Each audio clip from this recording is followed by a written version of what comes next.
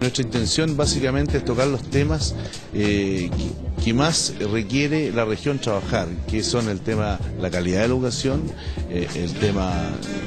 del emprendimiento, de mostrar ejemplos para que la gente se atreva a emprender, porque yo creo que hay gente muy capaz, pero aquí hay un tema de atrevimiento, poder hacer las cosas, y el otro tema de la innovación, que yo creo que no lo hemos tocado como región. Si alguien lo interpreta como un espacio, digamos, para lamentarse de lo que no somos o de lo que no hemos podido hacer, creo que se equivoca. Tenemos que ir con decisión, con claridad y con capacidad de compromiso para impulsar el desarrollo de nuestra región.